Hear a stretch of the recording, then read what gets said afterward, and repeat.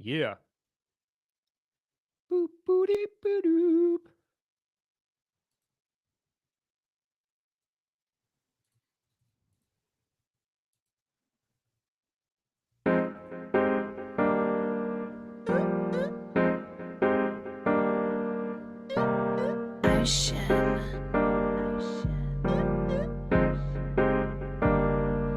I feel like a locomotive sipping, drinking Arizona. Mixtape just around the corner. Did a lot in California. Can't wait to drop this on you. Yeah, they gon' have fun with that. Smash like Songam and my songs gon' break through like a running back. Hello and welcome to the podcast that is always up to speed with Formula One. My name is Mark Hamilton, and joining me tonight, my friend, my colleague, my neighbor, my frenemy, Mr. Mark Daly. My friend, how are you? I'm good, man. I've missed you saying that over the past number of weeks because it was weird. I know we've done a couple of podcasts together, but like over that summer break and everything, it just feels like a long time since we've been in our normal cycle. So it feels good to be back, but I'm so. I'll be honest. I'll be straight up. I'm not feeling great because as much as I'm trying my very hardest to prolong summer, I can feel the shift in the seasons now, and I know that autumn is right around the corner. And I love all the seasons, but I've just been enjoying this summer way too much that I'm not ready to trade in my flip flops and shorts and t-shirts for warmer clothes. So whatever. I'll just put that there.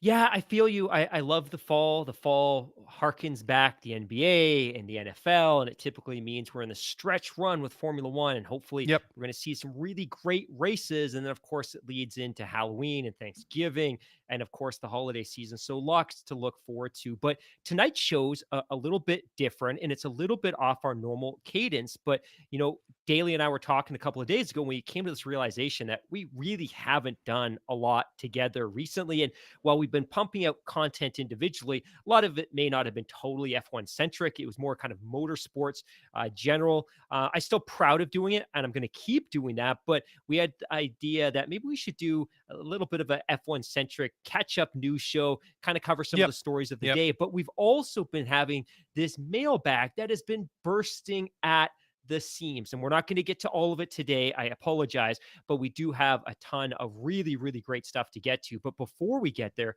we definitely have some news stories. And my friend, I did promise a couple of listeners earlier today, those that actually missed our Thursday news show, that I would also do a fantasy league update. So whenever the time comes, I'll definitely drop that in. Well, why don't we just drop it in right now? If you got it locked and loaded, now's as good a time as any. Because if we talk about it now, then we'll have like a whole bunch of tweets and stuff tomorrow. And we say, hey, you guys talked about it, and you went and did like another 90 minutes of talking about whatever, and then you never went back to the fantasy update. So Oh, doesn't that sound like yeah, us? And it I actually does. got it up. So when I prep for a podcast, let's just pull back the curtains a little bit. I come down, you and I kind of collaborate on a big outline. It's usually 3 or 4 pages deep. It's got all the topics. We have the news stories linked within there. We write notes, we get charts, all that kind of stuff. And when I come down about an hour or two before, I open all those links. I get them all tabbed in the browser. I get the F1 2022 standings, the 21 standings. I get the 23 calendar up. I get the Indy standings, just so spread across my two screens. I have everything. The most difficult thing ever is getting the F1 fantasy site to work and actually load. So that causes me more stress than anything, but it is up. So I definitely would like to share and provide a couple of quick updates because, like I said, we did cover this on Thursday. If you missed the show, number one right now, representing the big UK, Andrew T, 3,262 points from Canada. Mr. Adam J, 3,240 points. Also from the UK, Whitman R, 3,187 points. That is F. Number four, also from the UK, with 3,173 points. Number five, Jay West, 3,123 points, representing the Maple Leaf. Number six, Jesse H, 3,122 points. Number seven, also from Canada, Noah F, 3,110 points.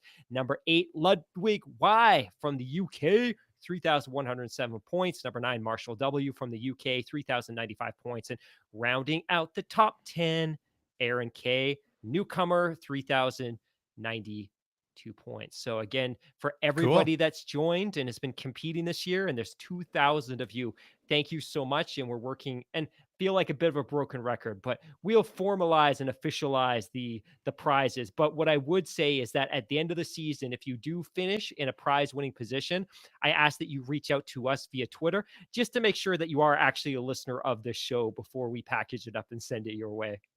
Yeah, fair enough. Hey, so not that we need any other reminders because the Drivers' Championship in the 2022 Formula One World Championship has been kind of static, but let's just go over it again anyways. We'll go run down the top five because it's there's a couple of interesting things going on there. So Max Verstappen way out front. He's basically going to be the 2022 world champion. He just needs to sew it up next weekend, which is the earliest point that he can do it. So it's all but a formality for Max. He's on top with 335. Charles Leclerc from Ferrari 219. Sergio Perez, the second Red Bull driver, 210. George Russell from Mercedes 203, and then Carlos Sainz 187 for the second Ferrari driver. And as we talked about a little bit on Thursday night, Leclerc, Perez, and George Russell in a three-way tussle at the moment. So that could be very, very interesting and entertaining going down the stretch. In the constructor standings, Red Bull's 545 points, way ahead of Ferrari with 406, Mercedes 371, Alpine 125, and McLaren 107. So there you go. So let's just jump right into the meat of the show, Mark. There was a couple of questions that I don't think did we talk about them on the show last week, but maybe not. So one question that we had, just one that we get sent in quite a bit: why don't both Marks join Tim for the race reviews? And there's a very good reason for that, and that's just because recently our schedules have just been bananas. And while Tim seems to have been the one common, thread or the foundation of doing the race reviews recently, it's just been a little bit up in the air as to whether it'd be one or both of us joining Tim. And recently it's only been one. I mean, last time I was away for the Labor Day long weekend, and my Wi-Fi was just really crappy. So unfortunately I had to sit out on that one. So MotoGP Corner, that one fell by the wayside for quite a bit. And then last Thursday, you just kind of threw it at me right out of nowhere. I didn't even have a chance I didn't have a chance to cue up the music. So And that was apologies about I'm I'm in a bit of an emotional adjustment period. Valentino Rossi, the individual who personally took my hand and brought me into the world of MotoGP, retired at the end of last year, and in his big adjustment period for me. I'm not as familiar with the drivers. I'm not as familiar with the young talent. There isn't a transcendent superstar in the sport to keep me hooked. And when I have given an update recently, it's really been about Marc Marquez, the 6 times champion, and his diligent efforts to get back on the bike. And I think that gets closer and closer, you'll probably hear a little bit more about that. But I definitely want to, and I aspire to bringing a MotoGP corner to every episode. And it makes me feel good that people were missing it. Yeah, and it's fun to talk about other things at some point as well. So we'll have to try and keep that one going as we go down the stretch here. So number 3, why no midseason review this year? See question number 1, and that was more or less that the fact by the time we got to the summer break, it was just so hectic for us personally away from the show. We just didn't get a chance to sit down and do it before I went on holiday, and then you had all these interviews and stuff all set up, so it just didn't work out. So again, I mean, it would be an interesting one to talk about. I mean, it would be say, well, it hasn't been as an exciting season as last year, but I mean, that old red marking pen, and the green one, and the gold stars, and the sad frowny faces, those would have been well used for a lot of topics. So I mean, we've kind of Totally. touched on a lot of the things, but we didn't sit down and do that comprehensive one. So we'll make it up at the end of the year. We will do a 9-hour season Definitely. review, minimum 9 hours. So I feel like a bit of a chump as well. During the summer break, I was actually invited on to Adam Burns' DNF F1 podcast, and we did a mid-season report card. And I didn't think to ask for the audio to drop it into our stream, so you could at least have had it. And it only occurred to me when I was in the shower a couple of days ago, like, ah!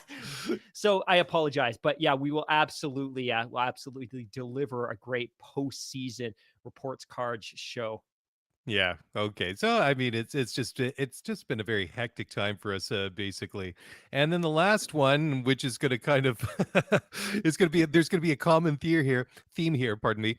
What happened to the weekly Spaces sessions? So do we really need to run down that one? It's just been a question of sitting down doing these things, which you've been really really good at doing for such a long time now.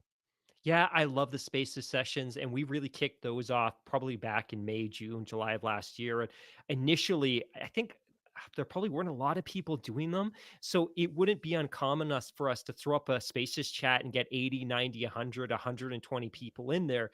And it was a little fun, although a little bit difficult to moderate. I kind of like where we are now that the audience is. It's still a little bit smaller than I would like, but it's very intimate, it's very Yeah. personal, and it's very respectful. And I'll be very honest, I often specifically time when we do them, I time them as my warm up to our Thursday night show so I can sit down, get the juices flowing, start talking about some of these topics, kind of work out in my head how I'd say some of these things. But also, it's good to just kind of bounce ideas off of people before we go live on the stream. And they often, honestly, keep me honest as well, and I get to use them as a bit of a sanity check. But definitely hasn't been happening with any honest frequency. But hopefully that's something we can turn around in the winter. Yeah, absolutely. Okay, a couple kind of cool stats that you've managed to pull out here. So 5 years ago this weekend, Lewis Hamilton won the Singapore Grand Prix following what? A collision between Verstappen, Vettel, and Kimi Raikkonen at the start of that race. Was that 5 years ago? Oh my Unreal, God, just unreal, unreal. right? Do you remember watching it live? Oh yeah, yeah, absolutely. Because that's what I love about some of these races, like Australia, some of the races in the Far East, of course, all the ones in North America. These are some of the ones that we actually can watch in a reasonable, time of day or night.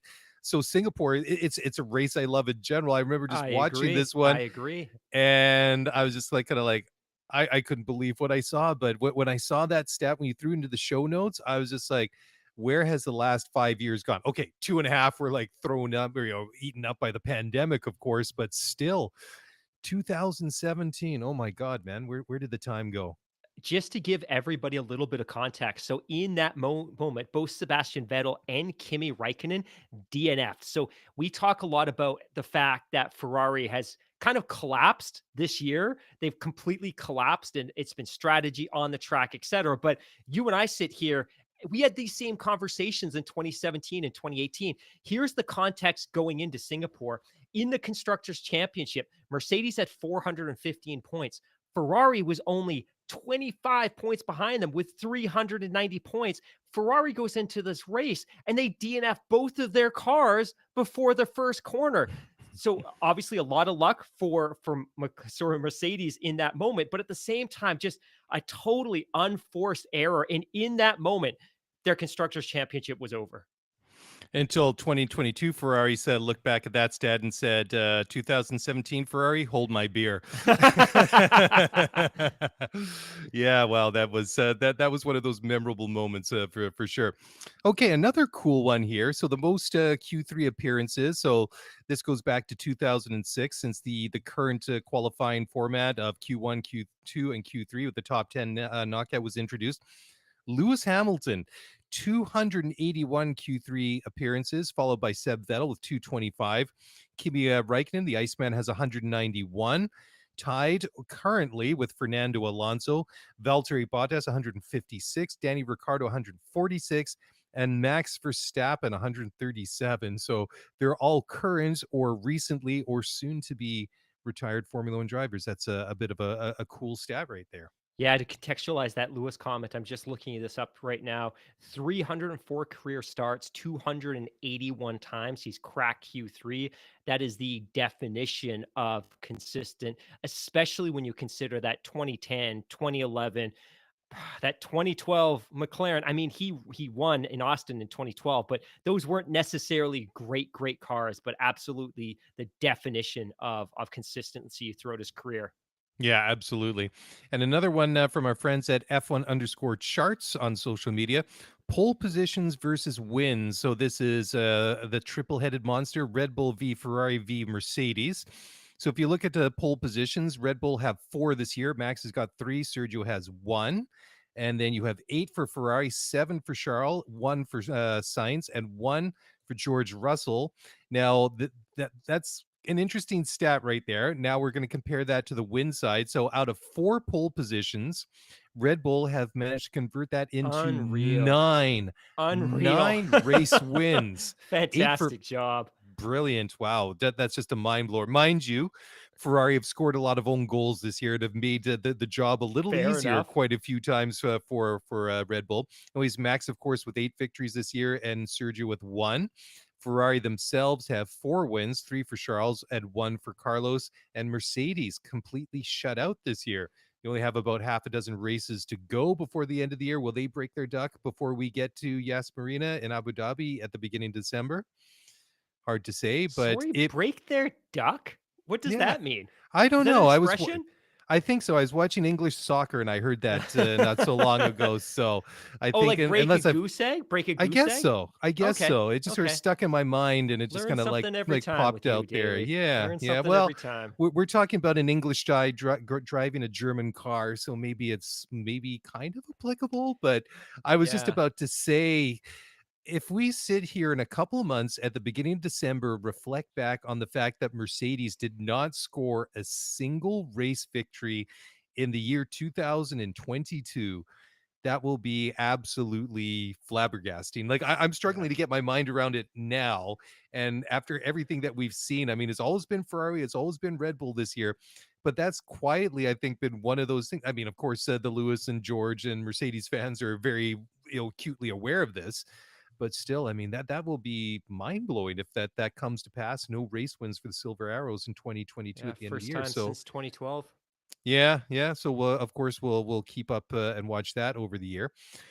So let's talk silly season now, because Yeah. the driver market is Yeah. not set for next year. There are still some potential moves that could be made before it's all said and done.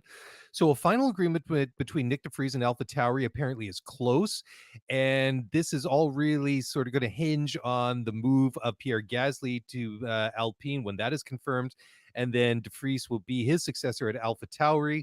And if that comes to pass, there'll be 2 Dutchmen in Formula One, which I would think would be the first time in about 15 years. I think what would be the last time? Who would that have been? Robert Doornbos, and what was his name? Christian Albers, I think, might have been the last 2 Dutch guys in Formula One.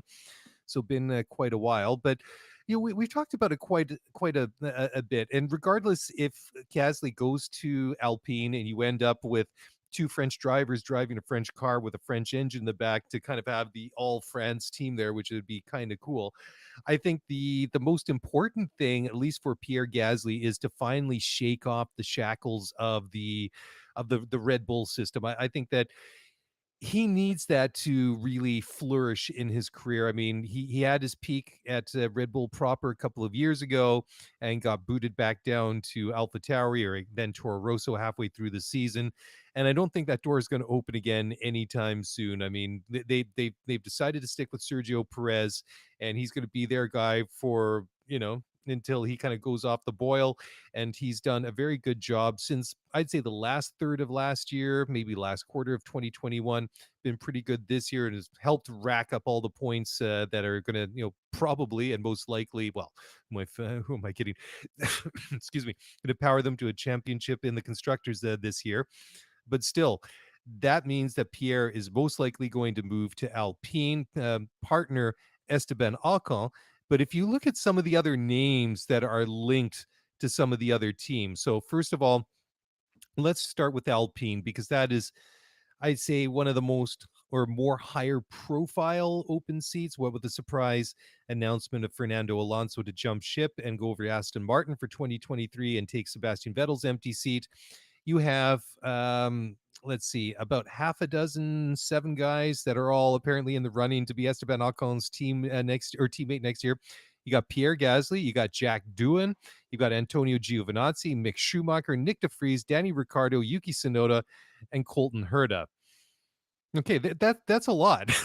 Those are a lot of names, and of course, I mean, it isn't 100% confirmed. I mean, it's highly speculated. Where there's smoke, there's fire. That Gasly will go to Alpine, but he could, in theory, go back and still be Esteban Ocon's teammate next year before it's all, by the time it's all said and done.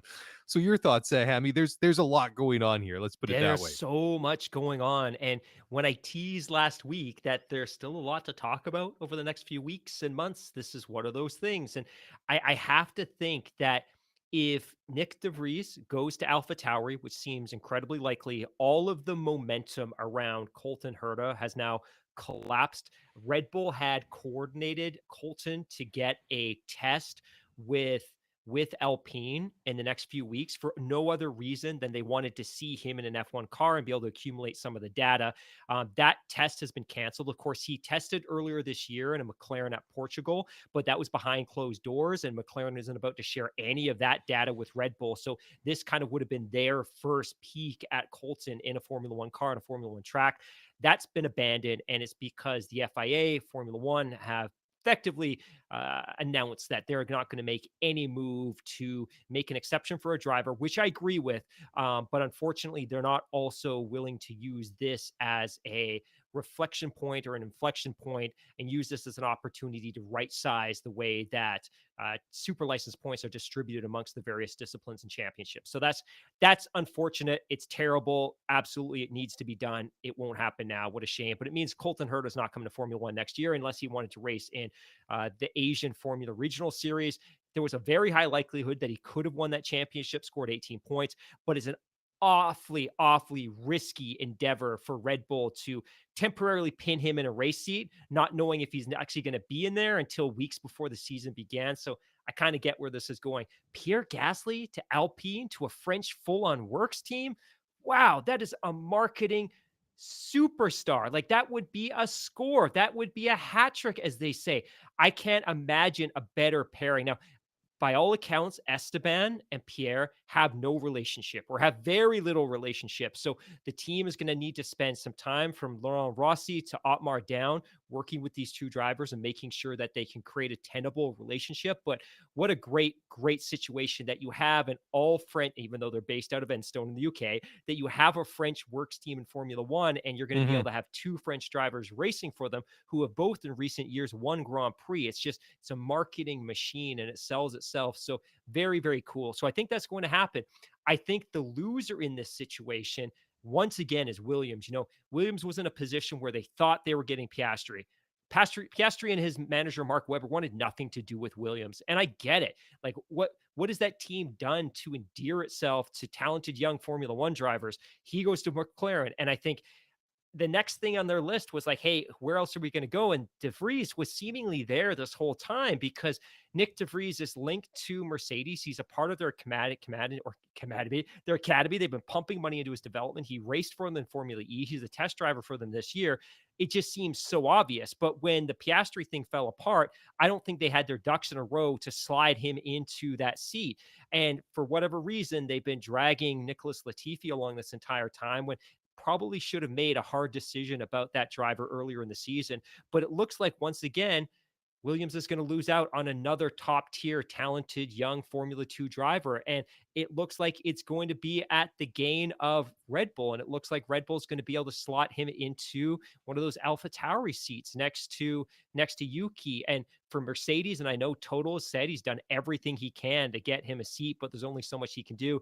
This is a big blow to McLaren or Mercedes as well, because they've invested significantly in this young driver, and he may end up racing for Red Bull. And then where does it leave Williams once again? Like, do you roll it back with Latifi? Has he given you anything this year that suggests and infers that there's been any degree of improvement? I know earlier this week, Yas Capito had said that, hey, he's not the same driver he was after the incident in Abu Dhabi, that psychologically that seems to weigh on him. But he's been an incredibly disappointing driver this year. And both Alexander Albon and in his one race, Nick DeVries absolutely ran circles around him from a performance perspective. So if you keep Nicky, I don't know what else you expect to get from him. And then are you going to bring in Doohan? Are you going to bring in Logan Sargent? Like, they're not going to get the top tier young driver that they could have had in Piastri or DeVries if things had played out a little bit differently.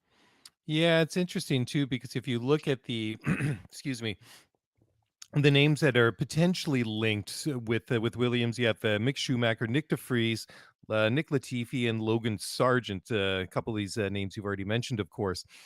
I don't know. I mean, the thing is too, when it comes to Nick DeFries, I mean, obviously he did very, very well. I mean, they'd obviously must be having those discussions. How do we get Nick into our car for next year? But I mean, as we've discussed, that's probably not going to be where he ends up.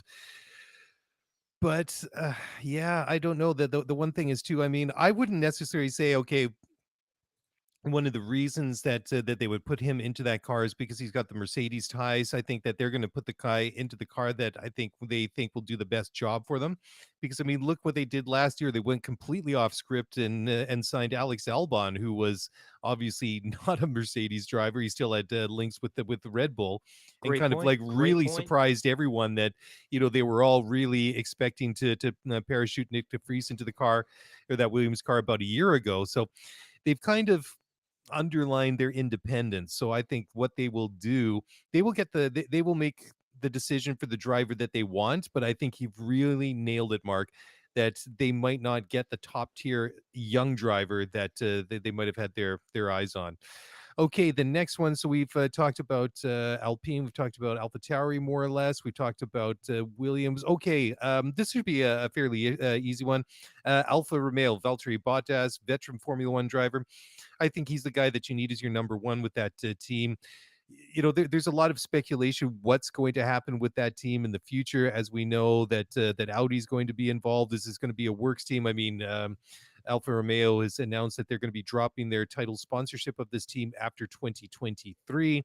Anyways, this team, the look of this team is going to change over the next couple of years, and I think you need an experienced driver like Valtteri Bottas in the team. I think he's done a pretty good job this year. Certainly, I think he's done a better job as a veteran driver than Kimi Räikkönen. Kimi, of course, at the tail end of his career, was pretty long in the tooth by the time he got there. Now, the question is, who lines up beside him next year in the Alfa Romeo garage? Two names being mentioned: Zhou Guanyu, who, of course, is his current teammate, a Chinese rookie Formula One driver, who I think has had a pretty decent campaign thus far. And the other name that is linked to this team as well is Theo Poucher, who is a Formula 2 driver. I don't know, Hammy. I would think that unless there was some real falling out or some real lack of form, just from Joe, that it just, to me, it makes sense to bring him back next year. I think it's a good pairing. I think that, like I say, Joe's had a pretty good rookie season. I think that he's obviously in a place where he can learn a lot from a guy like Valtteri Bottas, who's been around, who's won races, been with Mercedes for a number of years.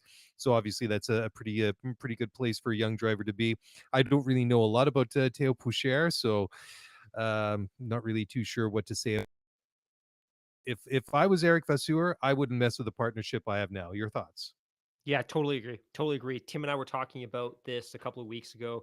Obviously, Valtteri Bottas is the right guy. He's been around. He's been a winner. I think maybe the question mark here, and he'll be back next year, partly because he's under contract, but his season's been something of two halves. He scored points in 7 of his first 9 finishes. He hasn't scored in the points since Canada, and he's had, I think, 3 DNFs in the second half of the season. Like the season isn't tracking the way you would expect it to, but I think for his young teammate, I think absolutely he's done enough to earn a seat next year. And next year will ultimately be an incredibly important year for him in terms of, I would say, framing out what the next 2 to 3 years of his career are going to look like if he does Yeah. return to F1 in 2024. But I think he's an exceptional young talent. I think he's eager to learn. I think he's been a great teammate to his friend. I can't remember Valtteri Bottas' name tonight. I don't know. Maybe it's late. I don't know. But I think he'd be a great fit. And the other thing to consider here too is, and this isn't necessarily the reason to keep a driver, because I think he deserves to be in Formula One on his own merits. F1 should be going back to China next year. We haven't been to China since 2019, and China Mhm. is a massive untapped market, and we've never had a Chinese driver in Formula One. If we have a young driver who has the ability to be nurtured, who could become very competitive, it could do wonders to unlock that market. And we keep talking about the exponential growth that Formula One's experienced in the United States in the last couple of years. I think people at Liberty are looking at China with the same enthusiasm and excitement that, hey, if we have the right guy and he's young and he's personable and he's charismatic and he's successful, he could trigger the same avalanche of financial success in China that we've seen in the US. And there's already talk about other markets within the PRC, within mainland China, um, trying to line up bids or an opportunity to secure a Formula One race. So I think he deserves to be in Formula One on his own merits, but I think he's Mhm. also a potential windfall for the sport in terms of untapping that Chinese market. Yeah, and it's interesting too, right? Just the larger discussion around Formula One being a truly global series, and knows that I love Japan and the Japanese people and the culture, but you really need to broaden Formula One's presence in Asia. And I mean, there's been a Japanese presence in drivers and constructors and engine suppliers for decades, going back for a long, long time. But it's time to really expand that presence in that part of the world, because as we've talked about before, if you kind of have gaps in different parts of the world, then can you really make the claim that it's a world championship? I mean, of course it is, but I mean, there are some very, very large markets that are still relatively, like you say, untapped. Daily, that actually ties in perfectly to the next story, and I'm going to skip ahead a little bit here because I think your segue is perfect. But there Oh was a man, you did want to talk about silly season regarding Haas? I think we're good. I think we're good. I'm done with Haas. Haas has to earn the right for us to talk about them on this show. But Fair Graham enough, fair Rahal enough. tweeted a couple of days ago this. He was in response to Dave Moody. Dave Moody said, F1 has made it very clear for many years they have no interest in U.S. drivers, just U.S. dollars. And Graham Rahal responded, damn right. F1 is an elitist sport. They don't want us. Remember that. They want U.S. companies' money. They want wealthy U.S. individuals' money, but they don't care about the rest, implying drivers. Always has been that way, always will be. And the problem with this tweet is not what it says, but to me, the fact that you can quite easily unpack some truth from this. And this goes back to the Mhm. conversation you and I have had the last couple of weeks about the way that the super license points are distributed amongst the different disciplines and amongst the different championships. And we have a really great question in the listener mailbag that we'll get to in a little bit. And I don't want to get ahead of myself, but I think the Formula One ladder, the ladder, the structure, the infrastructure that was designed to develop young drivers and bring them into Formula One is incredibly European centric. It's based out of the F4, F3, the F2 model. Predominantly, they're based in or adjacent to continental Europe. They are based close to the bases of the Formula One teams. The Formula One teams pump tons of money into these series. They have close collaborations with dams and Prema and all of these premier institutions that are the driving force behind these championships. Formula One and the existing teams have every motivation to continue the existing model, which is to develop talent locally, you're in Europe, and funnel them through their existing pipeline. That's their model. That's what they're familiar with. And I think unless you have a Nicholas Latifi or unless you have a Lawrence Stroll, whose father is willing to foot the bill to send you to Europe at a young age and partner you with one of these bigger racing teams like Dams or Prema and immerse you in the European ladder, you're not going to have a shot at Formula One. And I think the argument now is that as Formula One becomes more and more popular in the United States, the question is, well, what about all these hyper talented drivers in Indy that will never get a shot because of the super license system or because of these other factors, these other barriers, whether they're artificial constructs or whether they're physical, tangible barriers. And I think what we've seen the last couple of years is we've seen some indie drivers make the switch to, or sorry, Formula One drivers that have made the switch to Indy. And we've seen Marcus Ericsson. He's not exactly winning championships. We've seen Roman Grosjean, I think he's in 13th in the championship this year. And again, there's different pieces to this. Some teams are more competitive than others. Sometimes there's teammate rivalries, but ultimately, Indy's far more of a spec series than Formula One is. So you would think that if someone's capable of being a world class Formula One driver and they move over to Indy, you would assume, you would expect that they should be competing for championships. And that's not always what Hmm. we've seen. And I think there's some commentary here that now that there are so many more eyeballs in the United States on F1, the question is going to continue to be, well, what about all these young American kids that grew up on dirt tracks and grew up on ovals and they grew up through the developmental systems that exist in this part of the world and then go to Indy and then they compete on super ovals and street courses and hybrids and dedicated surface, on smooth aggregate, on ugly aggregate. They race with spec engines and they race with spec chassis. Like, if they could be successful there, and I think we saw this from Callum Millett the other day, he argued that Indy is an infinitely more difficult and complex championship than Formula 2 is. And I think you made that great point, or somebody made a great point. It was Marshall. Marshall made this great point in the Spaces last week that in Formula 2, you never have to race a champion, because as soon as you win that championship, you're out of the sport. And in Indy, they continue to accumulate champions over time. So at any given race, you might be racing against 5 different previous IndyCar champions. Like, Indy is extremely difficult. And I'm not saying Hmm. that they should be weighted any differently in terms of accumulating super license points. I just think it's absurd that a Formula 2 driver who finishes second or third in the Formula 2 championship in a year where the talent might be incredibly watered down gets an instant pass to F1. Yet somebody who consistently finishes in the top 5 in Indy, wins races, takes pole, may never get a shot. That's my argument. So what I'm saying with Graham's tweet here is the perception is not favorable to F1. I think what is helpful is that we've got Formula One teams that are now starting to invest. McLaren, big one. They're starting to invest in the championship. They're building a foundation. They're building an infrastructure over here. But historically, yeah, you could make that argument. And I think US companies, and we talked about this last week, like we read some of the companies that are official sponsors for McLaren, 80% of them are US based. 80% Hmm. of them are US based, sponsoring a British based Formula One team with a German engine in the back of it without any American drivers on the F1 team. Like, I, But I, with an I get American where it is CEO. with an American CEO. Good call. Yeah. Good call. Yeah.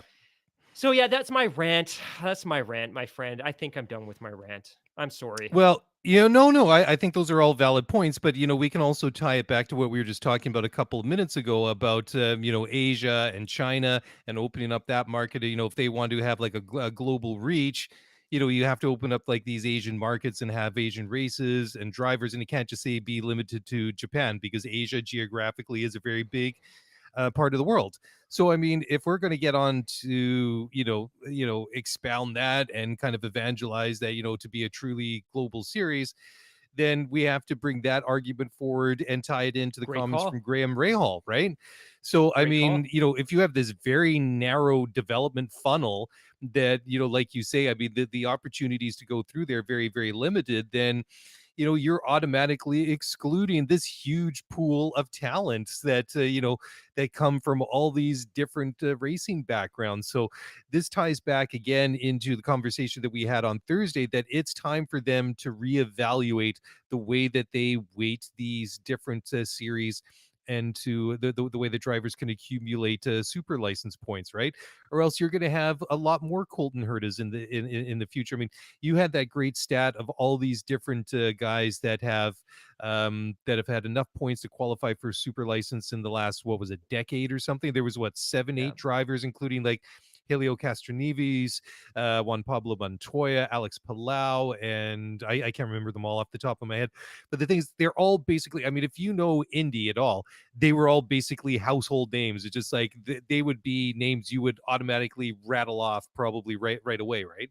With Yeah. contemporary IndyCar Just drivers. So I, sorry, go ahead, please. I was just going to say on that Alex Palou piece as well, when somebody wins a Formula 2 championship, we get so excited. We adorn them as the next great one, that they are destined to Formula 1. Formula 1 is their destiny, and Formula 1 owes them an opportunity. And what a shame it is when they don't get that opportunity to race in Formula One. It's Mhm. almost like something that they've earned has been taken away from them.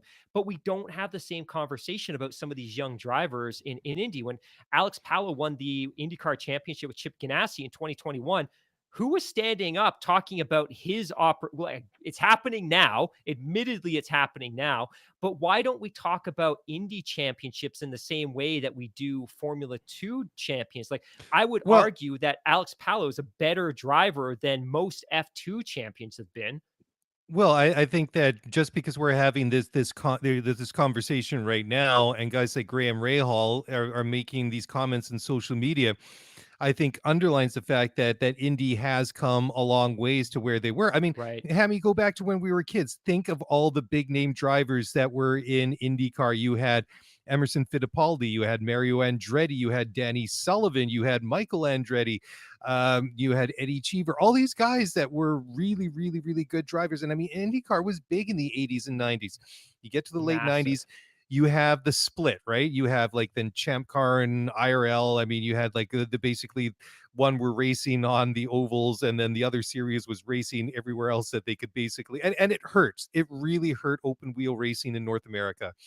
So eventually, long story short, they're able to kind of rebuild and merge again and rebuild the series, but it's taken a long while to really bring it back. I mean, there's been some very, very good drivers racing in IndyCar this time, but in this intermediate time, but I think that it's really evolved to the point again that it is a very good, very tough, and a very challenging series. And I think it deserves more attention. And I think rightly, the series should be weighted differently when it comes to super license points. I mean, again, is Formula One really going to be a globally representative motor series to have like the best 20 drivers in the world competing if the parameters to enter the sport are really, really narrow? Because then, if that's the case, then Graham's completely on point in saying it is an elitist sport, because you're basically ruling out Yeah. 99.9% of all eligible drivers just by some ridiculously high bar for eligibility, right? Daily, I just want to take us off track for 30 seconds. I just pulled up the 1994 IndyCar Championship standing. So Okay. this was pre the split. This is where it was kind of peak. In that year, 1994, your engine manufacturers were from Chevy, Ford, Cosworth, Buick, and Maynard. And if you look at the championship, you raced that year in the US, Australia, and Canada. Oh, Nigel Surface Mansell, Paradise. yeah, Surfers Paradise, baby. Yeah, Nigel yeah. Mansell. Actually, was it Surfers Paradise that year? Or were they? I think that was later. I feel like that. Oh, Maybe yeah, it no, you're was. right. It Yeah. was. Nope, Surfers Paradise. You're absolutely right. By the way, Nigel Mansell won there that year. Here's the top five that year. Nigel Mansell jumping over from Formula One wins the championship with 191 points. Emerson Fittipaldi representing Brazil finished second with 183. Paul Tracy representing Paul Canada finished Tracy. third Yeah. with Yeah. 157 points. For Bobby Rahal finished fourth with 133 points. And then it goes on and on. But a couple of things. One, it was a hugely diverse roster of drivers. You have Americans, Brazilians, Canadians, Brits, Italians.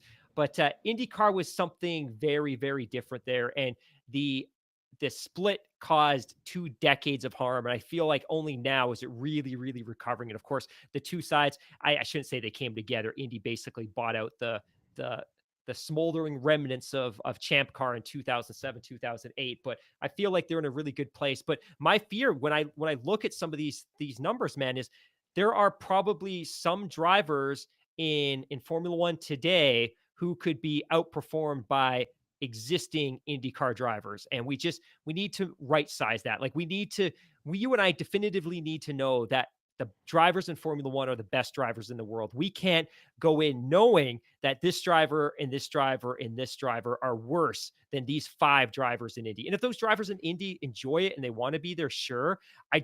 Given the opportunity, I don't know why they would want to stay.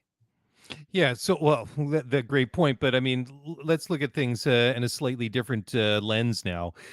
Formula One fans are smart, and the thing that I've learned over the past couple of years that the learning curve for new fans to the sport is extremely quick. People are learning the sport, and they're getting very very involved We and joke very that they grow knowledgeably. out of our show. We joke that they grow out of our show, man.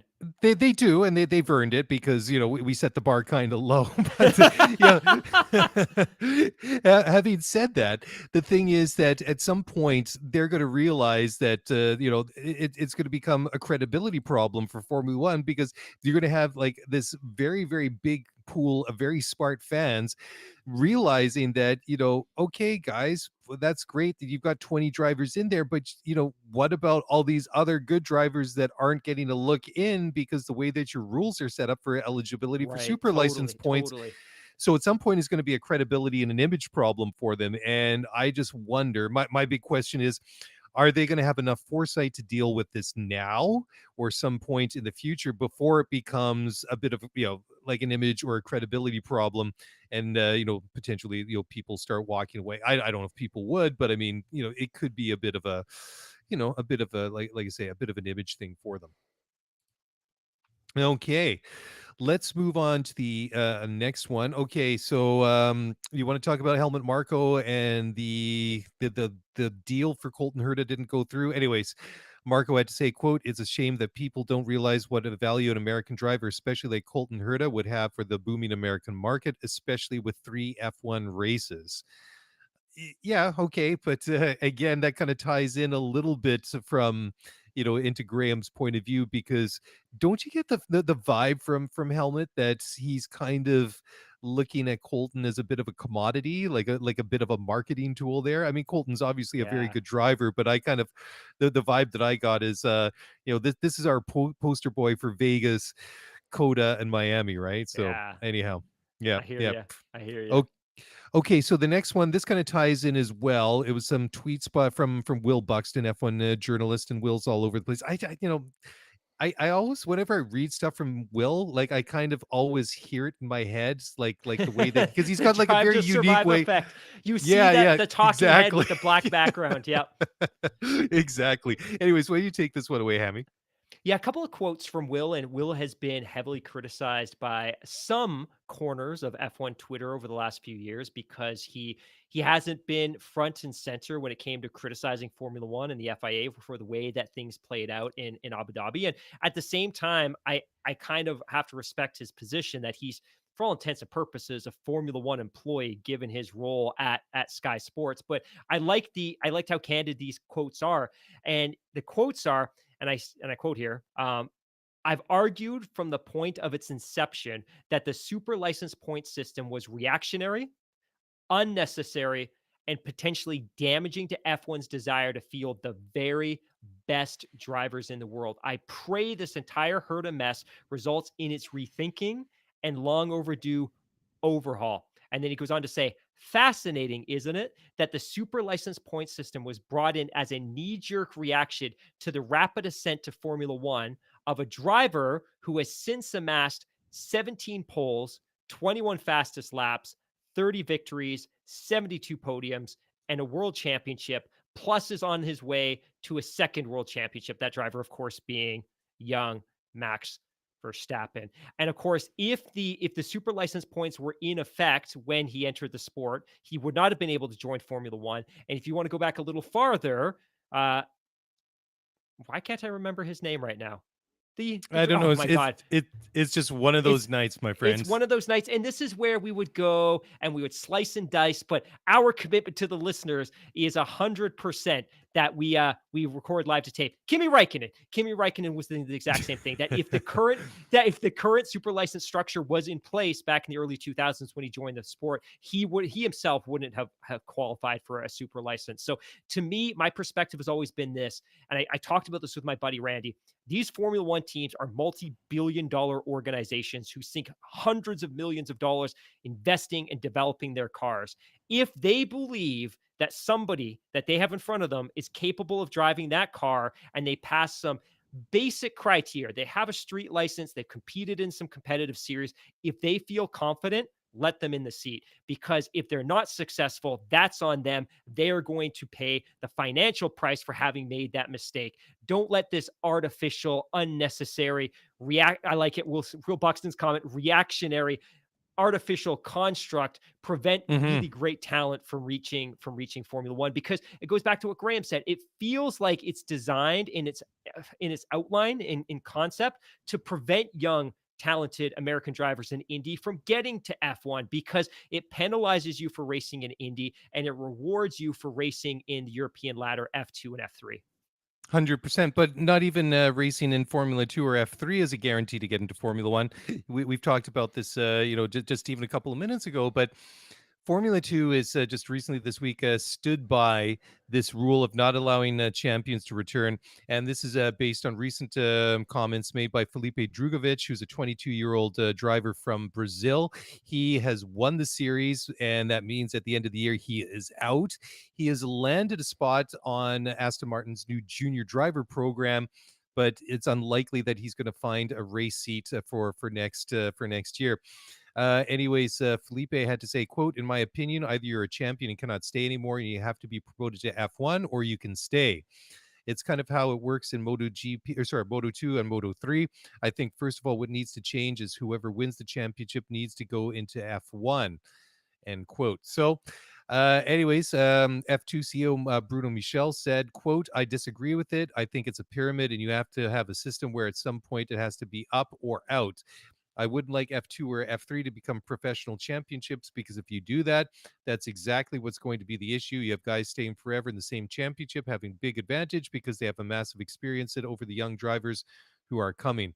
Not only would it not be good for their careers, but it wouldn't be good for the young drivers, because it probably be not shining as much, because they would be fighting against people that are honestly probably not better than them, but have much more experience, know the tracks, know the car, know the team, so whatever." So for me, absolutely not. I've always been very, very pushy for that. We did it from the very beginning of GP2 and GP3. The winner cannot stay, and I think it's very important to continue, end quote. Those are interesting quotes, both from Drugovich and also from the F2 CEO, Bruno Michel. I kind of wonder that perhaps, what if they were to meet halfway? And I'm just kind of throwing something here at the Yeah, wall and see do if it, something man. will stick. Excuse me, I'm getting choked up here. I'm so emotional about this.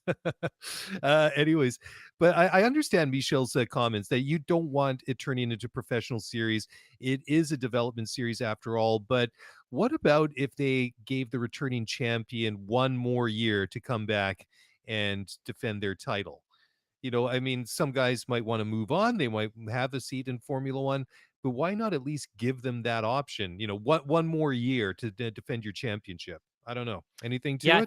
I think that's a really good point. And the other question is, what would Formula One be doing right now if it couldn't stash all of these F2 winners in Formula E? Because that's what they're doing, right? That in More or lieu of less, these yeah. drivers being able to go back to F2, they're getting stashed away in Formula E and doing these part-time test driver programs. Yeah, I agree that it needs to be a kind of a terminal based championship that is designed to promote within and provide young drivers with an exceptional talent to compete at a high level. I do take exception with the fact that that rule is not applied to the W Series. I feel like the W Series winner should be pushed into a F3 drive, and that there should be the necessary funding to accommodate that transition. I don't like the fact that Jamie Chadwick is back again and again, because there's no clear path forward for her. I just feel like Yep. the W Series has to function like F3 and F2. And again, that is more of a slander at the fact that nobody in the world of F3, nobody in the world of Formula One has been willing or able to fund a smooth transition for her. And I'm excited she's going to be able to do that Indy Lights test, but it shouldn't have had to come to that. She should have an F3 drive. Yeah, yeah, totally. I mean, we can kind of tie in the comments we were making about Indy and also Asia into the whole female driver thing, and it's not truly a representative, fully global championship if you are only having one gender in behind the steering wheel. But that's very complicated and very deeper discussion than we really have time for tonight. Okay, next one. This is interesting because Tim and I have talked about this after the last couple of races recently. And Mattia Bonotto, the team principal at Scuderia Ferrari, says that the FIA needs to consider increasing power unit allocation per season for the teams after basically 50% of the grid took massive penalties at the Italian Grand Prix last weekend. We've kind of seen that over the past couple of races since the return from the summer break.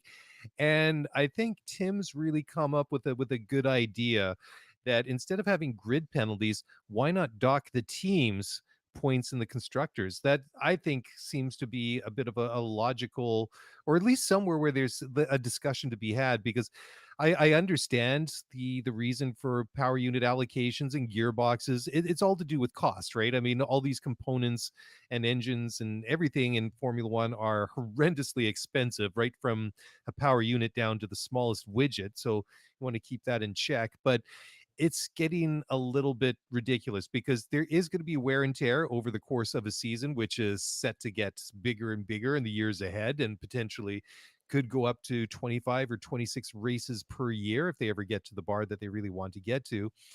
And I think it really takes away from the spectacle. And I think at the end of the day, it's the fans that bear the brunt of that.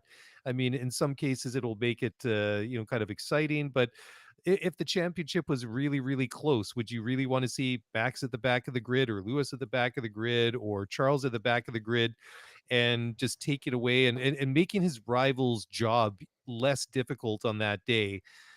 Because of something that's out of his control. So, I mean, I really agree with what Tim says. I think the drivers bear the brunt of this system, and ultimately from there the fans. I have some strong thoughts about this, my friend. I gathered so, because there was a slight pause there. You were either going to say, "Nope, nothing further to add," or you were like just collecting yourself mentally I to just. definitely was not checking my work emails during that last segment. Definitely wasn't. But I did in the meantime bring up some data points. And let's just go back to the fact that in the previous generation of power units, when we were rocking those far more simplified V8s, I think that any given point, your engine allocation during a season was eight power units. And when the championship was, I don't know, 16, 17, 18 races long, that was basically a new power unit every two races. I think what's really important here is that the introduction of these much stricter controls on the number of power units and power unit components that you use is one, it's a mechanism to manage costs, but at the same time, it's also a mechanism to promote more competitive balance. That and it's a slippery slope because the big teams like Red Bull and Ferrari and Mercedes are always going to push back. They are well endowed financially, and you could Mhm. double the allocation. You could go from 3 internal combustion engines, which is the rule today, to 6. You could go to 6 and they wouldn't feel it at all. Where some of the smaller teams may genuinely struggle to fit 6 internal combustion engines in under the cost cap, and some of them may just not be able to do it. So it kind of lessens that competitive balance, which this mechanism is supposed to preserve. Now, the challenge, though, is, and I'm going to bring this up right now. So the current structure is this: each team, each driver is given 3 internal combustion engines, 3 turbochargers, 3 MGU-Hs, 3 MGU-Ks, 2 energy stores, that's the battery, 2 control electronics, and 8 exhaust systems. There's a lot of exhaust systems. They're largely non-mechanical in nature, and they tend to get banged up pretty hard when you go around these racetracks and you hit the curbs and go off. So you're given 8 exhausts. Now, if I go through, we have 6 races left. Lewis has already used 4 internal combustion engines, Russell 3, Max 5, Sergio 4, Charles Leclerc 5, Sainz 4, Ricardo's on his 3rd, Lando's on his 4th, Alonso's on his 5th, Esteban Ocon's on his 4th, Gasly's on his 4th, Yuki's on his 6th, Lance is on his 3rd, Seb's on his 3rd, Alex is on his 3rd, Latifi's on his 3rd, Valtteri Bottas is on his 6th, Zhu is on his 4th, Magnussen's on his 4th. Mick Schumacher is on his 4th. So if you take an average, the average number of internal combustion units consumed this year is about 4.5, and the rule is 3. So I don't like this mess of grid penalties, but at the same time, if it's abundantly clear to everyone that no one's going to finish a championship with 3 internal combustion engines, but the teams will spend to get to 4 or 5. Just increase the allocation and do away with these nonsense grid penalties dances that we often see. That I'm all for competitive parity, but I think what we're seeing is that when they need them, the teams will spend to use that third or fourth or fifth power unit. I guess the question then is, do we end up in the exact same situation where they're maybe not using 5 or 6 over a season, but they're using 7 or 8? Because ultimately, it's 100%. always Yeah. beneficial for them to use internal combustion engines, because a fresh internal combustion engine, a fresh turbocharger, a fresh MGUH, MGUK delivers better, more rapid performance. So they're always going to be incentivized. So I don't have an answer for this. It just feels like when the limitation in the rules is 3, and we're at this point in the season, and you already have how many drivers? 6 drivers that are on their 5th. Either they're treating those power units poorly, or they're just gaming the system, knowing that the penalties aren't effective enough to have any impact on their championship. So let's put it this way, regardless if it's 3 for the ices or 10 or somewhere in between, and the same for the MGUKs and H's and all these other doodads, I kind of liken it to the point that let's just put it this way. Formula One always runs and limits and stresses are to the extreme. It's just the nature of the sport. There's a lot that these cars have to absorb to perform and drive as fast as they do. So I think that whatever the limit is, they're going to like go right up to that limit and exceed it each and every year. It's like the old saying that no matter how big of a house you buy, you're always going to find way to fill it up with furniture and junk and whatever at the end of the day. Amen. I think Amen. I think that's going to be exactly the same way. So that's why I'm really coming on board with Tim's suggestion. Dock the team points in the championship, because if you say, I don't know, let's just throw it out there, 5 The championship constructors points, championship. The constructors, constructors, not right? for the Because that's driver. what pays the prize money. Boom, you nailed it. Because then all of a sudden, if you're losing, you're changing out all these points, you're exceeding your allocation, maybe you drop a place in the constructors, and that has big financial implications, and it puts the onus and the pressure more onto the teams, and it doesn't penalize, I think, the drivers artificially, and I think also unfairly. I mean, it's not an artificial penalty. It's like, okay, you changed out this component, you have to take X number of grid spot penalty because of it. Fair enough. That's what the rule is. But I think Tim's idea, I think he's really onto something. Hit the teams in the constructors, take away whatever points is, because each one of those points has a very big dollar value associated with it. And then that number is just even magnified and amplified if that results in a drop down in the constructors championship at the end of the year. I think there's something Cool. to it. Cool. Okay, let's move along. We should maybe just kind of speed through these last couple, and then we can get to the mailbag. Okay, so I'm going to skip ahead a couple in the show outline here. So Honda have won more than 50% of the Formula One races they have participated in since they announced last year that they are withdrawing from Formula One. This year, a Honda engine, even though it's got an RBPT, Red Bull Powertrains badge on the side, has won 9 races. You just have to think that somewhere in Tokyo, that there are an executive or executives just screaming with frustration that they are dominating the sport this year along with Red Bull and getting very little recognition for it, if any at all, because there isn't a single Honda badge on it anywhere. It just must be, anyways, it is what it is. Okay, final one before we get into the mailbag. 10 p.m. start is going to be the perfect time for the new Las Vegas Grand Prix, which will come online for the first running next year, November of 2023.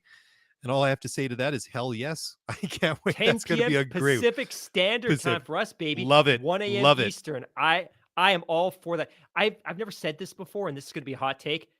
I hate Sunday Grand Prix. I know it is the backbone and the heritage of Formula One, but Sunday is the worst week of the worst day of the week. I hate getting up at 5 a.m.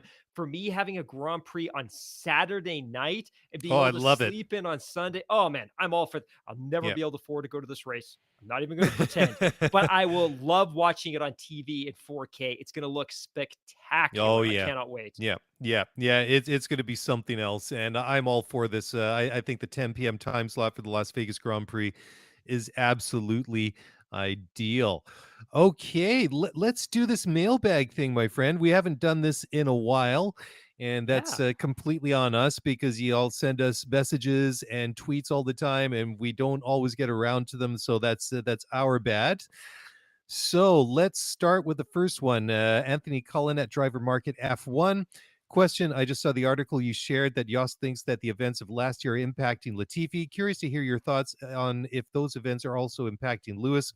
Lewis has talked about Abu Dhabi flashbacks in the last two races and described the events as a trauma previously. Do you think the way last season ended is impacting his performance this year? Thanks. Ooh, coming strong here right out of the chute. Anthony not holding back. I'm going to let you take this one. I was hoping you wouldn't. Well, I did I want was to. That's really, why I'm yeah, I batting was it really over to just you. hoping to lean into anything that you had to say. That you're like, yeah, I agree. That's so insightful. It's tough. I think for sure. Yeah, I for think sure. that's, and I'll start with Nicholas Latifi. I think Nicholas Latifi had a couple of bright moments last year. He had that points finish in Hungary. He was fortunately in the right grid position when they called that race in Spa after 2 laps the following Grand Prix weekend. So he scored a couple of points finishes, and there was some enthusiasm about that. Ending your year with a crash while trying to overtake Mick Schumacher at the back of the field, ultimately resulting in a change to the outcome of a Formula One championship is not ideal. And I'm sure he wore that all off season. He shut off his social media and he had to go underground to try to escape it. I think he comes back. Reality hits him like a ton of bricks because now all of a sudden he needs to be in the sim and he needs to be on the track and he's wearing the stress of what happened last year and he doesn't want to repeat it. And he's also trying to retain his seat and he's got a new teammate that's outperforming him. I think all of those factors are probably playing into the psychological battles that Nicholas Latifi is contending with. And also at the end of the day, he's a great kid. He's certainly not as talented as anybody else on the calendar. Lewis, I don't know. Like I look at some of the psychological warfare and the battles that he's been through in the past, and he's always come out and triumphed. We sat down with Bird a couple of months ago and we did the book review for the Mechanic, and that book does a Mhm. great job detailing the absolute toxic warfare, the chemical warfare within McLaren between the two camps, the Lewis camp and the Fernando camp. And ultimately neither win a championship. Fernando exit, but Lewis comes out and runs away with, he doesn't run away. He manages to secure the title in '08, and then he left that team despite massive negative press that he'd made the worst decision in his career. He leaves and he helps win the 2014 title and the 2015 title with Mercedes. And then, of course, 2016 is a slog, is absolutely a barroom brawl, and he doesn't win the championship. But he comes back and he wins 17, 18, 19, 20. He wins 4 more in a row. And often in some of those times, fighting back a really resilient Ferrari team. I don't know. I don't know if what we're seeing this year is Lewis adapting to the new car, the new regulations. I don't know if some of this is a little bit of an emotional, psychological hangover from last year. I can't believe that any human being in the world couldn't have taken on some emotional baggage that you're 5 laps away from a championship and then that being the outcome that robs that title from you. And again, Max, we're not taking anything away. Max fans, we're certainly not taking anything away from you. But I'm sure that as a driver, that's not how you would have. I shouldn't say that. You would not have wanted to lose a championship in that fashion. So I'm sure there's some emotional baggage, there's some emotional scarring, but whether that's impacting and manifesting itself in his racecraft, I don't know. Yeah, it's a tough one. I mean, because you're trying to jump into somebody's headspace, right? And somebody you don't know personally. So, how accurate can it really be? But I totally agree with you. I mean, You made some great points there. I mean I mean the only time it was previously like that intense recently was 2016 with Nico Rosberg, and I think mentally Lewis was getting a lot of space rent free in Nico's head. I don't think that that Lewis was losing any sleep over what Nico Rosberg thought of him. I mean, Nico even said one of the justifications he gave for retiring after 16 was he wasn't prepared to go into that mental battle against with Lewis Hamilton, because Exactly, he's just exactly. like, you're not fighting Lewis on the track. You're also playing the mental game with that. And there are few people that are as mentally tough as Lewis Hamilton. But you make a great point that after what happened at Abu Dhabi last year, it's got to weigh on you at some point, because I mean, Lewis was laps away from winning a championship, and not just any championship, it would have been a record setting championship. And like we say, we don't want to take anything away from Max, because he won that race and that championship based on the circumstances. And I know there's a lot of controversy around that, but at the end of the day, there was, I mean, what do you do if you're Lewis in that situation? I mean, to say that hurts, I mean, that's an understatement. I mean, he went completely off grid for not just like a couple of days or weeks. I mean, he went off the grid for months. I mean, we didn't really see Lewis reappear until just before the start of this season. So yeah, I mean, to really kind of draw any conclusions from the outside, I just find it very tough. I would think that, I think a lot of it has to be, or certainly, well, let's just put it this way. I think it's all of it. I think it's residual energy from last year, the new cars this year. I mean, who can forget that image of Lewis barely pulling himself out of the car after Azerbaijan and walking around like a crippled and feeble, old man who could barely walk on his own. That was, not an image of that I normally associate with Lewis Hamilton, who I think is a very fit and very vibrant and healthy individual. So it's tough. I mean, I think there's a lot of things going against him this year, and I think that next year will be an interesting year for the career of Lewis Hamilton. I mean, if he has another year this next year like he had this year, got to think that he probably wouldn't want to come back for a third one afterwards. But who knows? Okay, next one. Michelle at Mish310. Michelle G asks, regardless of super license points, what IndyCar driver do you think would perform best in F1? I think we kind of sort of touched on this one a little bit earlier. I think Alex Palou is one that you really gave a good shout to. Colton Herta has sort of been anointed as the favorite to get into Formula One. Of course, as we talked about as well, that Helmut Marko seems to think that there's a lot of monetization, let's say, opportunities around the American driver at three races stateside next year. But those are a couple of names that immediately pop into mind. You got anybody else you want to add to Yeah, I that think the list? only one makes it maybe Joseph Newgarden, 2 times Oh, yeah. championship. I Yeah. think he won Sure. in Great shout. 17 and 19, and then Yeah. subsequent to that, he finished second in 3 straight championships. He's 31, so maybe on the wrong side of 30, but we've got an awful lot of Formula 1 drivers in the 30s right now. I would love to see Paolo, and I would love to see Joseph Newgarden given the opportunity to compete. I love Scott Dixon as well. He's won an absolute dump truck load of championships, but I think at 42, it might be a tough sell to a Formula One team to give him a test. Yeah, 100%. Next one is from Ryan at FF Ryan F1. Ryan's question is, as a new fan of F1 who absolutely loves the show, cheers for that, Ryan. How would you recommend going about learning more about the sport in the past? Okay, couple of things. Well, reading. There's a lot of good books out there. You could go back and check out our show that we did on the mechanic, which was the book written by Mark Elvis Priestley. He was a former McLaren mechanic. Then talks about a lot about that. But I mean, from a McLaren point of view, learn about the great names of the past. We always we talk about Lewis, obviously, as and we compare him to some of the greats of the past, like Michael Schumacher, Fangio, Senna, Prost, Niki Lauda. I mean, go through and learn about some of the great names. Find books about them. Watch YouTube. If F1 TV Pro is in your price bracket. Sign up for that. They got a lot of historic races in the archive. More of these historic races get populated more and more over time. Those are great ways to go back, see some of these greats when they were actually racing, and see what the sport was at different times, like in not just as it is now. Go back even 5 years, 10 years into the noughties and the 90s, 80s, whatever it is.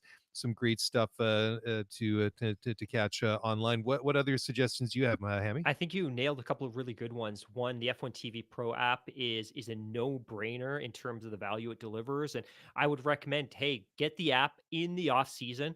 Go back and watch the championship. Watch the 2007 championship, the 2008 championship, the 2009 championship.